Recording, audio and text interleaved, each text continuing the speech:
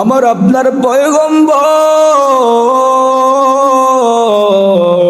রহমাতুল লিল আলামিন। কাফের বেঈমানেরা বলতে লাগলো, ও মুহাম্মদ, তোমার কোনো সন্তান নাই, তোমার কোনো ভাই নাই। ও মুহাম্মদ, তুমি হলে নির্বংশ। জোরে বলুন নাউজুবিল্লাহ। মক্কার কাফের বেঈমানেরা আল্লাহর পয়গম্বরকে নির্বংশ বলে কষ্ট দিতে লাগলো। আল্লাহর নবীকে কষ্ট দেয়, আল্লাহর নবী কষ্ট পান। আল্লাহর পয়গম্বরকে নির্বংশ বলে কষ্ট দেয়, আল্লাহর নবীজির কলিজার মধ্যে কষ্ট লাগে। আল্লাহ পাক রব্বুল আলামিন এই কষ্টকে দূর করার জন্যে আল্লাহ পাক রব্বুল আলামিন নবীর এই কষ্ট দূর করার জন্যে আল্লাহ পাক রব্বুল আলামিন সূরা কাউসার নাজিল করলেন। এই সূরা কাউসার আল্লাহ নাজিল করে আল্লাহর পয়গম্বরকে সান্ত্বনা দিলেন। আল্লাহ বলেন, ইন্না আ'তাইনাকাল কাউসার, আমি আপনাকে কাউসার দান করলাম।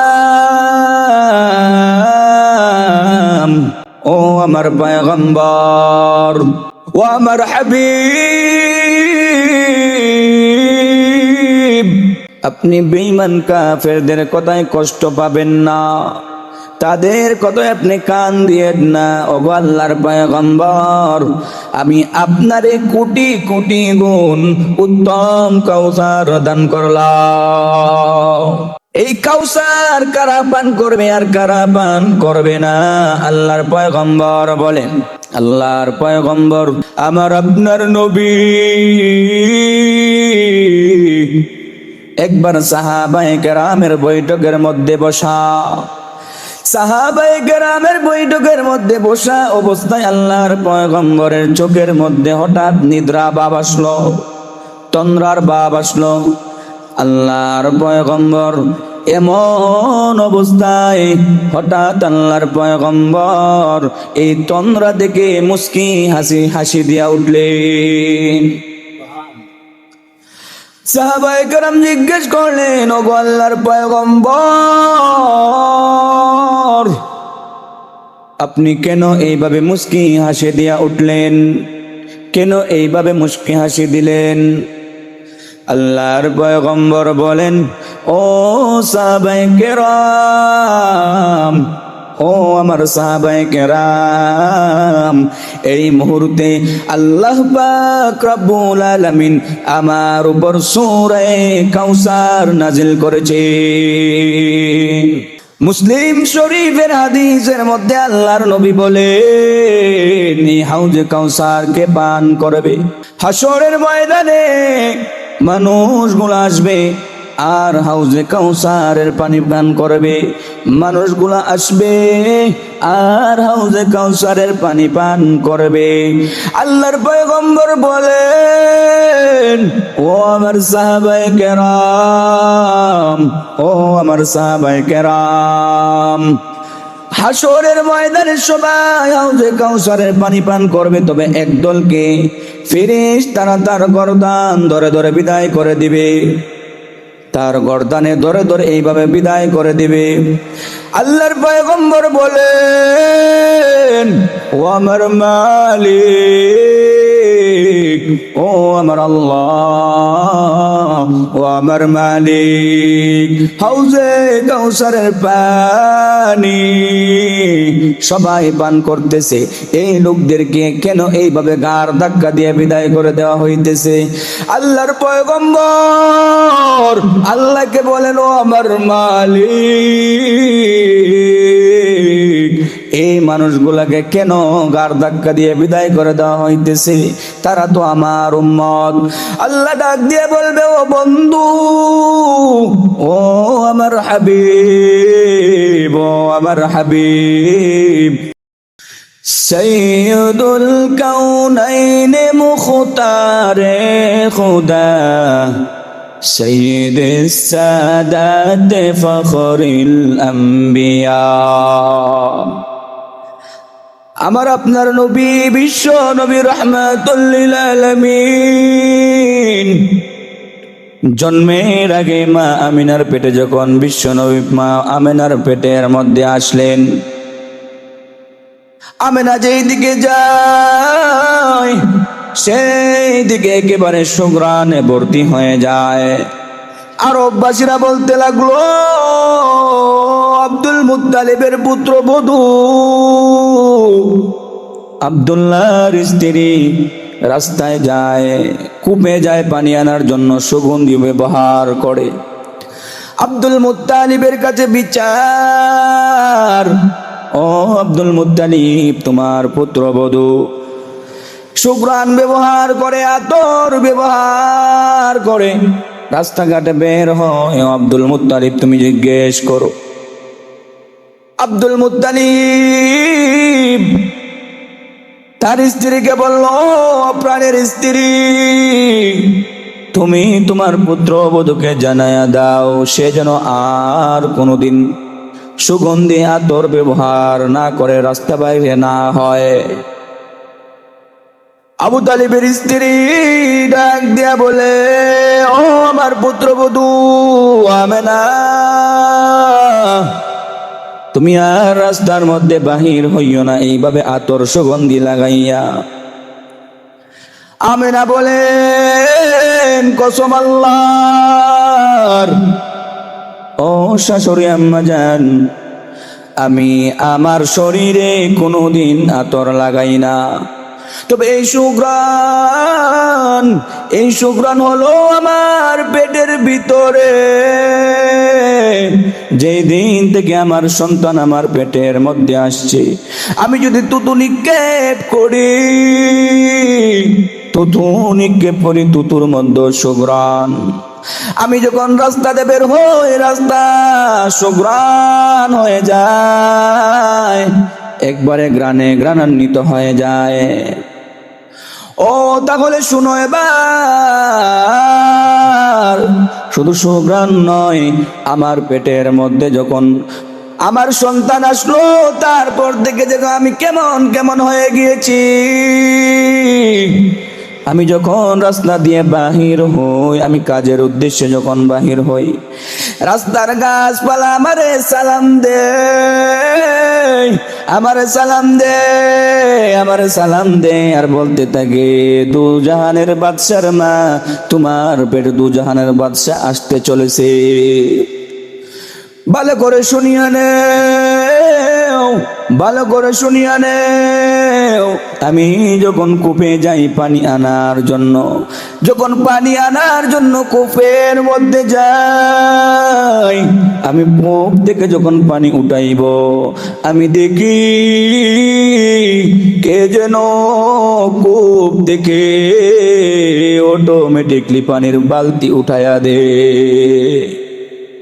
আর ভালো করে শুনিয়া নেও, যেদিন থেকে আমার সন্তান আমার পেটের মধ্যে আসলো, আমি যখন রাস্তাতে বের হই, আমি যখন রাস্তা দিয়ে বের হই, প্রচন্ড গরম, জমিনটা একেবারে গরম হয়ে থাকে, জমিনটা একেবারে গরম হয়ে থাকে। যখন আমি বের হই, আমি রাস্তা দিয়ে বের হই, ওই গরম জমিনটা একেবারে ঠান্ডা হয়ে যায়। শুধু তাই নয়, আমার এই সন্তান পেটে আসার পরে, আমার সন্তান পেটে আসার পরে যখন অত্যন্ত গরম, রাস্তার মধ্যে গাছ নাই, কোনো কিছুই নাই, ছায়ার কোনো ব্যবস্থা নাই, তখন আমি দেখি আসমানের মেঘ আইসা আমি আমেনার মাথার মধ্যে ছায়া দে।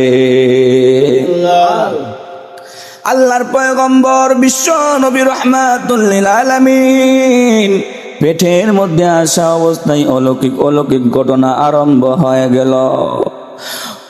ও দুনিয়াবাসী ভালো করে শুনিয়া নেও, আমার সন্তান যখন আমার পেটের মধ্যে আসলো, দুনিয়ার সমস্ত নারীরা সন্তান নিয়ে কষ্ট করে, সন্তান পেটের মধ্যে লাথি দেয়। ও দুনিয়ার মানুষ, আমার সন্তান যখন আমার পেটের মধ্যে আসলো, আমার সন্তান আমার পেটের মধ্যে কোনোদিন লাথি দেয় নাই। আমি কোনোদিন অনুভব করতে পারি না আমার পেটের ভিতরে কিছু আছে। এইভাবে আমার সন্তান আমার পেটের ভিতরে বড় হইতে লাগলো। মা আমিনা বলেন, যেদিন আমার সন্তান প্রসব হবে, আমার সন্তান প্রসব হবে, দুনিয়ার সমস্ত নারী একেবারে অজ্ঞান হয়ে যায়, বেতায় বেতায় ব্যতীত হয়ে যায়। কিন্তু আমার সন্তান মুহাম্মদ যেদিন দুনিয়াতে আসবে, ওই দিন কোনো বেতা আমি অনুভব করি নাই। আল্লাহর পয়গম্বর জন্মের আজ থেকেই মুজিজা আরম্ভ হয়ে গেল, অলৌকিক ঘটনা আরম্ভ হয়ে গেল। শুধু তাই নয়, আল্লাহর পয়গম্বরের জন্মের 50 দিন আগে আল্লাহ পাক রব্বুল আলামিন পবিত্র কাবাকে হেফাজত করেছিলেন আব্রাহার বাদশা হাতিওয়ালা বাহিনী থেকে। আব্রাহার বাদশা আসলো যে মক্কার ঘর আমরা ভেঙে ফেলবো, আর মক্কার ঘর আমরা রাখবো না, চিরতরে একেবারে ভেঙে দিব। তারা প্রথমে আইসা হাতিওয়ালা বাহিনী, প্রথমে আইসা আব্দুল মুত্তালিবের 200 উট তারা ছিনতাই করে নিয়ে গেল। আব্দুল মুত্তালিব ডাক দিয়া বলে, ও আব্রাহার বাদশাহ, তুমি কেন আমার উট গুলা নিয়ে এনেছো? তোমাকে আমি বাধা দিব না, তোমাকে আমি বাধা দিব না, যাও তুমি যে যা করার ইচ্ছা তুমি তাই করো, এত তুমি আমার উট গুলা ফেরত দিয়ে দাও। আব্রাহার বাদশাহ বলল, এ কেমন কথা, এ কেমন কথা, এ কেমন কথা? তুমি তো এমন হওয়ার কথা ছিল, তুমি তো এমন হওয়ার কথা ছিল যে আমার উট নিয়ে নেন, তারপর কাবা করে হামলা করিও না। অথচ দেখা যায় উল্টো, তুমি বলতেছো কাবা ঘর গিয়ে ভাঙ্গো, আমার উট ফেরত দাও, এটা কেমন করে বললা? আব্দুল মুত্তালিব ডাক দিয়ে বলে, ও আব্রাহার বাদশাহ, ভালো করে শুনিয়া নেও, উটগুলা তুমি নিয়ে এসেছো, উটগুলার মালিক হলাম আমি, আর কাবা ঘরের মালিক হলেন আমার আল্লাহ। ও আব্রাহার বাদশা, আমার মাল আমাকে হেফাজত করিতে হবে, আমার মাল আমাকে হেফাজত করা ফরজ। এতেও তুমি আমার উটগুলা ফেরত দিয়ে দাও, তুমি যাও কাবা ঘর গিয়ে ভাঙ্গো।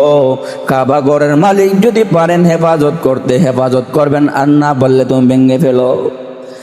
আব্রাহার বাদশার মনের মধ্যে ধাক্কা, আমি কি কাজের উদ্দেশ্যে রওনা হলাম? কাবার ঘর ভাঙবো, এটা তো আল্লাহর ঘর। একটু ধাক্কা লাগলো, তারপর তো জালেম সে যাইতে লাগলো। আল্লাহ পাক রব্বুল আলামিন, আল্লাহ পাক অর্ডার দিলেন, ও আবাবিল পাখি যাও যাও যাও, তুমি আমার ঘরকে হেফাজত করো, ওই আব্রাহার বাহিনীকে একবারে চিরতরে মুছিয়া দাও। আল্লাহ পাক ফেরেশতা পাঠান নাই, বড় কোনো বাহিনী পাঠান নাই। আল্লাহ পাক রব্বুল আলামিন ছোট্ট ছোট্ট আবাবিল পাখিকে পাঠায়া দিলেন। আবাবিল পাখি টুটের মধ্যে একটা পাথর, আবার পায়ের মধ্যে পাথর নিয়া একেবারে আব্রাহার বাহিনীকে একবারে চিরতরে নিস্মার করে দিয়েছে। যে লোকের উপরে পড়েছে মাথার মধ্যে পড়লে পায়খানার রাস্তা দিয়ে একেবারে বের হয়েছে। এই ঘটনাটা ঘটেছে আল্লাহর পয়গম্বরের জন্মের 50 দিন আগে আল্লাহ এই অলৌকিক ঘটনা ঘটায় দিয়েছে।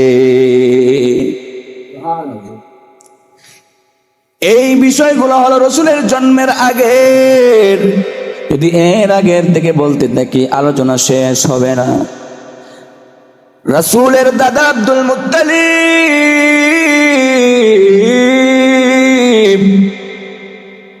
তার 10 জন সন্তান ছিল।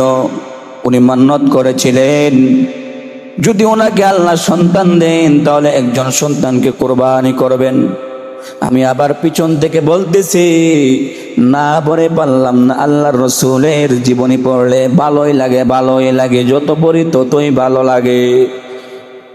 আমি না বলে পারলাম না। অলৌকিক ঘটনা শুধু ঘটতেই লাগলো। এ কেমন অলৌকিক ঘটনা! আব্দুল মুত্তালিব নিয়ত করলেন যে একজন সন্তানকে কোরবানি দিবেন, আল্লাহর রাস্তায় কোরবান করে দিবেন। আব্দুল মুত্তালিব আব্দুল্লাহকে বললেন, ওরে আব্দুল্লাহ, তোমারে আমি কোরবানি করতে চাই, তোমার কি মতামত? আব্দুল্লাহ বলেন, ও পিতা, তোমার যা মর্জি তাই করো, তোমার যা ইচ্ছা তাই করো। কিন্তু আব্দুল্লাহ ছিলেন 10 ভাইয়ের ছোট ভাই, বোনদের ছোট ভাই। তার বোনেরা ভাইয়েরা বলতে লাগলো, আমরা আব্দুল্লাহকে কুরবানি করতে দিব না, তবে আপনি একটা কাজ করুন, আব্দুল্লাহকে কুরবানি না দিয়ে আপনি 10টা উট কুরবানি দেন, 10টা উটের লটারি দিয়ে দেন। যদি আব্দুল্লাহর নাম না উঠে, উটের নাম উঠে, তাহলে উট কুরবানি দিবেন, আর যদি আব্দুল্লাহর নাম উঠে তাহলে আব্দুল্লাহকে কুরবানি দিয়ে দিবেন। আব্দুল্লাহকে যখন নাম দেওয়া হলো, উটের নাম দেওয়া হলো, তখন নাম আসলো আব্দুল্লাহর। ভাই বোনেরা বলতে লাগলো, না না, ও আমাদের পিতা, আপনি 20টা উট দেন, আবার আব্দুল্লাহর নাম দেন। আবার লটারি দিল, আবারও আব্দুল্লাহর নাম উঠলো। এইভাবে যখন একে 100টা উট দেওয়া হলো, তখন দেখা যায় আবার আর আব্দুল্লাহর নাম উঠে নাই, এখন নাম উঠেছে 100টা উটের। আল্লাহর পয়গম্বর বলতেন যে আমি হলাম 2 কুরবানিওয়ালার সন্তান যাবিহ, আমি হলাম 2 কুরবানিওয়ালার সন্তান। একজন হলেন পিতা ইব্রাহিম, তার সন্তানকে কুরবানি করতেছিলেন, আর একজন হলেন আব্দুল্লাহকে আব্দুল মুত্তালিব কুরবানি করতেছিলেন। বলতেছিলাম আল্লাহর রসুলের মুজিজা, আল্লাহর রসুলের মুজিজা, আল্লাহর রসুলের বরকত জন্মের আগ থেকে শুরু হয়ে গিয়েছিল। শুধু তাই নয়, আল্লাহর পয়গম্বরের মুজিজা এমন ভাবে আল্লাহ দিয়েছিলেন, মৃত প্রাণীকে আল্লাহর রসুল জিন্দা করে দিতে পারতেন। জোরে বলুন সুবহানাল্লাহ। এক যুদ্ধের সময় সাহাবায়ে কেরাম একেবারে উপবাস, নবীর পেটের মধ্যে পাথর বাঁধা।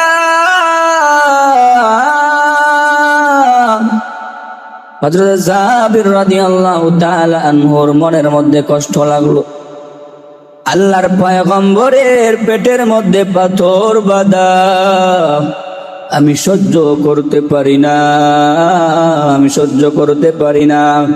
জাবির রাদিয়াল্লাহু তাআলা আনহু দৌড়ে বাড়িতে গেলেন। দৌড়ে গিয়ে বিবিকে বলে, ও আমার প্রাণের বিবি,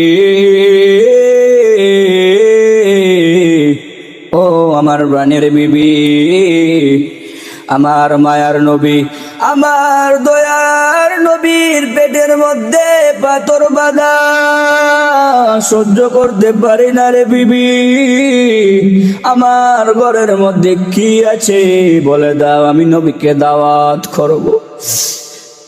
জাবের স্ত্রী ডাক দিয়ে বলে, নবী ও স্বামী, ও প্রাণের স্বামী, ঘরের মধ্যে কিছুই নাই, তবে 2 কেজি আটা যদি খুঁজে পাই তাহলেই তো হতো। উনি ঘরের মধ্যে খুঁজতে লাগলেন, খুঁজিয়া দেখেন সামান্য কিছু আটা। ও প্রিয় স্বামী, কিছু আটা পাইলাম, আর কিছু খুঁজিয়া পাই না। সবজি অথবা বোনা গোস্ত, কিছু তো রুটির সাথে খেতেই হবে। জাবির রাদিয়াল্লাহু তাআলা আনহু বলে, ও প্রাণের স্ত্রী, তোমার মতামত চাই, আমাদের যে ছাগলের বাচ্চাটা আছে, তুমি যদি বলো আমার দয়াল নবীরে, আমার প্রাণের নবীরে, ওই ছাগলটা দিয়া আমি নবীরে দাওয়াত করব। জোরে বলুন সুবহানাল্লাহ। জাবির রাদিয়াল্লাহু তাআলা আনহু দৌড়ে গেলেন আল্লাহর নবীর দরবারে। দৌড়ে যাওয়ার পর আল্লাহর পয়গম্বরের কানে কানে গিয়ে বললেন, ওগো আল্লাহর পয়গম্বর, ও আমার প্রাণের নবী, আমি আপনার দাওয়াত করতে চাই। ওগো আল্লাহর পয়গম্বর, আমি তো গরিব একজন সাহাবী, আপনি সহ 2-1 সাহাবীকে আপনার সঙ্গে নিয়ে নিবেন। আল্লাহর পয়গম্বর সঙ্গে সঙ্গে সাহাবায়ে কেরামকে বলতে লাগলেন, ও সাহাবায়ে কেরাম, সবাই কাজ বন্ধ দিয়ে দাও, সবাই আজ আমরা দাওয়াত চাইব জাবেরের বাড়িতে। জাবের রাদিয়াল্লাহু তাআলা নূর মনে মনে বয়, মাত্র কিছু আটার একটা ছাগলের বাচ্চা, এতগুলো মানুষের কেমনে হবে? আবার মনে মনে ভরসা ছিল আমার প্রাণের নবী, দয়াল নবী রাহমাতুল লিল আলামিন যেখানে আছেন, কোনো ভয় নাই। দৌড়ে আসলে আইসা বলে, ও প্রাণের স্ত্রী, আমি আল্লাহর পয়গম্বরকে বিগিয়ে দাওয়াত দিয়েছিলাম আর বলেছিলাম সাথে 2-1 সাহাবীকে নিয়ে আসার জন্য, কিন্তু আল্লাহর পয়গম্বর সমস্ত সাহাবায়ে কেরামকে একেবারে ঘোষিত ভাবে দাওয়াত দিয়ে দিলেন। কেমনে পোষাইব? স্ত্রীর মনের মধ্যে ভয়, স্ত্রীর মনের মধ্যে ভয়, হায়রে আল্লাহর পয়গম্বর এতগুলা সাহাবায়ে কেরামকে নিয়ে আসবেন আমার বাড়িতে, আমার বাড়িতে এতগুলা সাহাবায়ে কেরামকে নিয়ে আসবেন, আর যদি লজ্জা পেয়ে যান বনে বড় কষ্ট। জাবের বলে, চিন্তার কোনো কারণ নাই, আমার নবী ভালো করে জানেন আমি গরিব সাহাবী, আমার এত মানুষকে খাওয়ানোর আর্থিক ক্ষমতা নাই। ও স্ত্রী, ভয় পাওয়ার কোনো কারণ নাই, আমার নবী থাকতে আমার ভয় পাওয়ার কোনো কারণ নাই। আল্লাহ পাক রব্বুল আলামিন এতেই বরকত দিবে।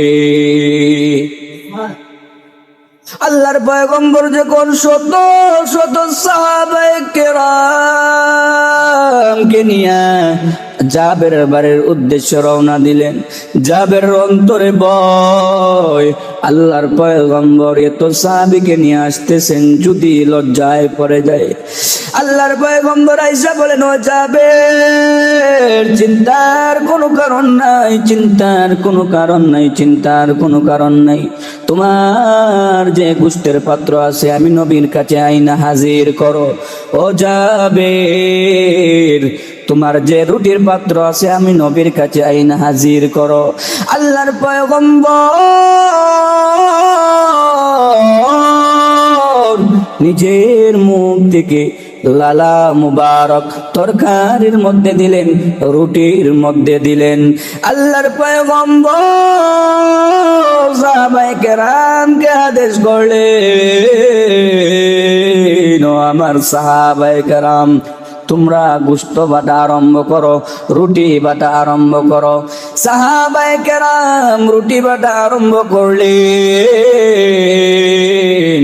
গোশত বাটা আরম্ভ করলেন, রুটি বাটলেন, গোশত বাটলেন। শত শত সাহাবী সবাই পেট ভরিয়া রুটি খাইলো, গোশত খাইলো। আল্লাহর পয়গম্বর বলেন, ও জাবের, আমরা যেভাবে উপবাস ছিলাম তুমিও উপবাস, তোমার পরিবারের সবাই উপবাস, নাও নাও সবাইকে গোশত দাও, রুটি দাও। সবাইকে গোশত দেওয়া হলো, রুটি দেওয়া হলো। সবাই গোশত খাইলেন, রুটি খাইলেন, গোশত খাইলেন, রুটি খাইলেন, সবাই পেট ভর্তি। সাহাবায়ে কেরামকে নির্দেশ দিলেন, ও সাহাবায়ে কেরাম, গোশত খাইবা কিন্তু হাড্ডিগুলো এক জায়গার মধ্যে জমা করে রাখবা। আল্লাহর পয়গম্বরের নির্দেশে সমস্ত হাড্ডিগুলো একেবারে একবারে এক জায়গায় জমা করে রাখা হলো। আল্লাহর পয়গম্বর বলেন, আমার কাছে ওই হাড্ডিগুলা নিয়ে আসো। আল্লাহর পয়গম্বর বিশ্ব নবীর মুজিজা আরম্ভ হয়ে যাচ্ছে। জুড়ে বলুন সুবহানাল্লাহ। হাড্ডিগুলাকে একত্র করার পর আল্লাহর পয়গম্বরের হাত উঠাইয়া দিলেন, ও দয়ার মালিক, ও আমার আল্লাহ, ও আমার মালিক, আমার জাবেরের মাত্র একটা ছাগলের বাচ্চা ছিল, ও আমার আল্লাহ, একটা ছাগলের বাচ্চা, ওই মাত্র একটা ছাগলে ছিল। আল্লাহ, আমার সাহাবায়ে কেরাম যেটা ভক্ষণ করলো তার পরিবারের মানুষ ভক্ষণ করলো। আল্লাহ, আপনি আবার ওই ছাগলটারে আপনি ফিরাইয়া দেন। আল্লাহর পয়গম্বরের মুজিজা, আল্লাহর পয়গম্বরের মুজিজা। আল্লাহর পয়গম্বর দোয়া করার সঙ্গে সঙ্গে দেখা যায় হাড্ডিগুলা একেবারে জোড়া লাগতেছে, জোড়া লাগতেছে, জোড়া লাইগা হাড্ডিগুলা জোড়া লাইগা আবার পরিপূর্ণ জাবেরের ছাগলে পরিণত হয়ে গেল। এই ছিল রাসূলের মুজিজা। রাসূলের মুজিজার কোনো শেষ নাই। আবু জাহেল, উতবা, সাইবা আয়েশা বলে, ও মুহাম্মদ, তুমি যদি চন্দ্রটাকে দ্বিখণ্ডিত করতে পারো রে মুহাম্মদ, কথা দিলাম কালিমা পড়ে মুসলমান হয়ে যাইব।